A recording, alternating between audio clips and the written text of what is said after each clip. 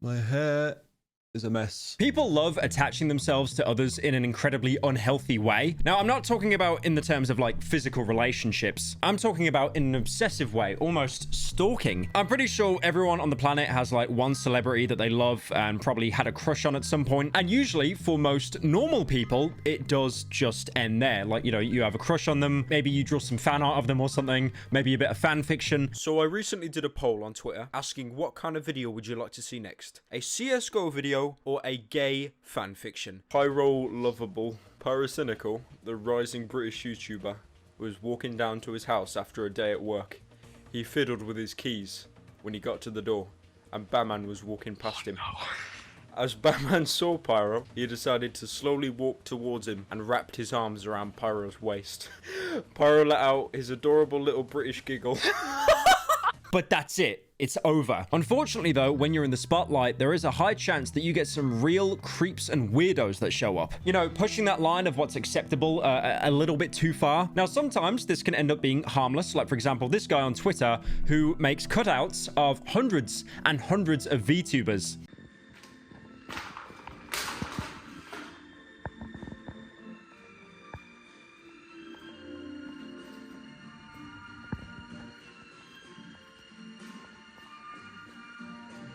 You know what? That's fine. That's harmless. Like, what harm is he doing? His house is way too big, by the way. He should give that to me. But what happens if you push so far into that realm of being so weird, you're almost a stalker, and then going beyond that to the point that you get arrested? Now, let me introduce Holly Willoughby. She is a very well-known TV presenter in the UK. She appeared on Dancing on Ice. She was a host on This Morning. Basically, anything your mum would watch when she was sipping on a red wine. Hoping to give their opponents the fright of their lives. It's Roxy and Sylvan, you stupid boy. Now, her biggest cash cow was This Morning, which I said it's basically just like daytime news, which again, like if you know how daytime TV works in any country, it is basically just like borderline brain dead entertainment. But towards the end of 2023, she left as a host of This Morning. But a lot has happened since then. So in early October, there was a gentleman named Gavin Plum. Now, after this video drops, I really hope that they put like Gavin Plum in like the Disney Villain Hall of Fame, because this guy, he is actually terrifying. So Gavin Plum was someone that found Holly Willoughby quite attractive, thought she was quite a looker. I'm sure, you know, many people do. But he went that next step and actually planned on trying to kidnap her. 3rd of the 10th, 2023, Holly.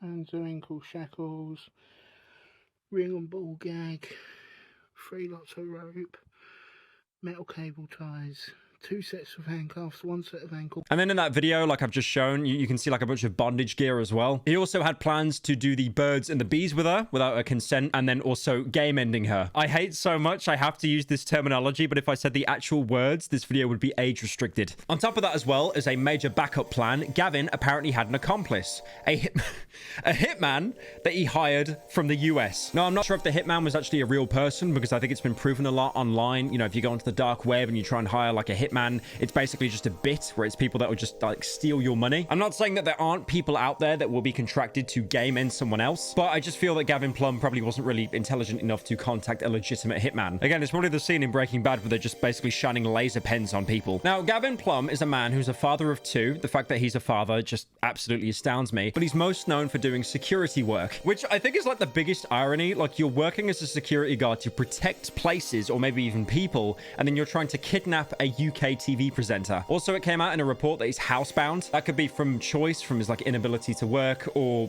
maybe even due to his weight. Plum was arrested on Wednesday, 4th of October, when his flat was raided after a plot to kidnap and murder the star was foiled. Essex police found sinister messages threatening serious harm on his phone, which had since been seized. Plum, as well as having weapons and a restraint kit, which he intended to use to kidnap Holly, had also contacted a hitman in the US, David Nelson, with this hitman being sent to fly to the UK next week to murder Holly. Plum had already arranged flights to and from the UK for said hitman. Now, this all actually started to come to light more in fact as well, that he actually traveled outside the UK due to his trial starting. Brave statements only on this channel, but I think this guy is obviously incredibly mentally ill and needs serious help. But that being said, there's more that he's done. This isn't his first conviction. And surprisingly, not even the first time that he's thought about kidnapping. In 2006, there were 2 women on the train that he tried to force off with a fake gun. And then in 2008, he tried to tie up 2 teenage girls. I am absolutely amazed if he did go to jail, it wasn't for that long, because these 2 crimes he did, by the way, were 2 years apart.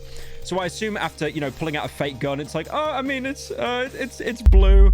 It's blue. You can tell it's not real, silly guy. Go on. Just don't do it again. Again, though, thankfully, nothing happened to Holly. He wasn't able to intercept her. But obviously, you know, of course, being told that there was a stalker that was planning to, like, get you killed, that would probably leave some long-lasting mental damage. Questioned by his barrister, Sasha Was KC, Plum said his previous convictions for attempted kidnap and false imprisonment, for which he served a jail term, were attempts to escape a toxic relationship he had entered into the age of 18, later described as a cry of help. So the cry of help is to basically kidnap people, force them at fake gunpoint, or try and tie up teenage girls.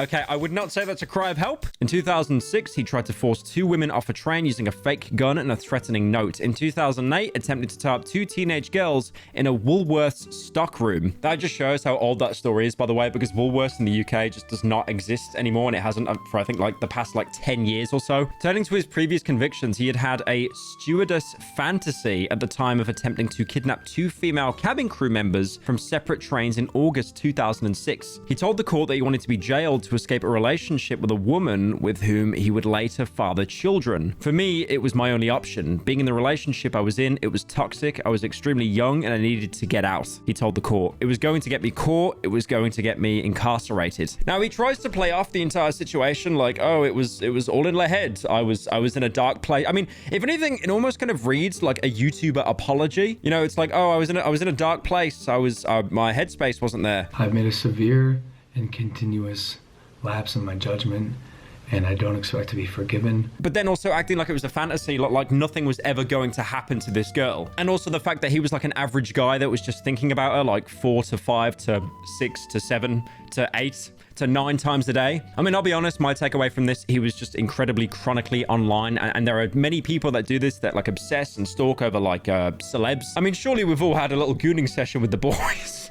Now, there's also someone in this story by the name of Mark, and I'm pretty sure that Mark, to my understanding, was an undercover police officer used to basically catch him. Plum said he later met a man called Mark in an online group about Willoughby, whom he later engaged in one-on-one chats. He said he and Mark would talk about a fantasy of setting up an abduction of the TV presenter, and agreed the language they used degraded her. Looking back at it now, it's something that is massively regrettable, because it's not the kind of chat I would normally participate in. Now, using undercover police to like sit there and chat rooms or even like post Hitman and stuff, that is not an uncommon thing. There's a video uploaded on the JCS YouTube channel. Like, oh man, I miss when these guys uploaded. But the video is called The Curious Case of Dalia DiPolito, and this actually got herself incriminated because she met up with someone who she believed was a hitman to basically organize a hit on her husband. But obviously that wasn't a real hitman, it was an undercover cop that she met online, and he wired the entire car out with cameras. So is he your husband or something? Boyfriend? Husband? How long y'all been married?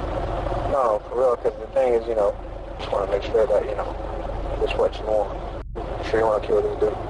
We really have to, All right. you know, it's a... And then obviously all of this accumulated with Gavin being arrested, with police wearing body cams and it being posted online absolutely everywhere. I mean, this is still an ongoing case, obviously, but it really does seem that they have him dead to rights. He's done this before. And also as well, some other details emerged that are very strange. Like, for example, the fact that he was looking into like an abandoned farm outside of the city to keep her there. Maybe so she could do like a one-on-one presentation of the This Morning TV show. It's all really, really weird. Obviously, the guy is incredibly mentally ill, and it's good that Holly is safe.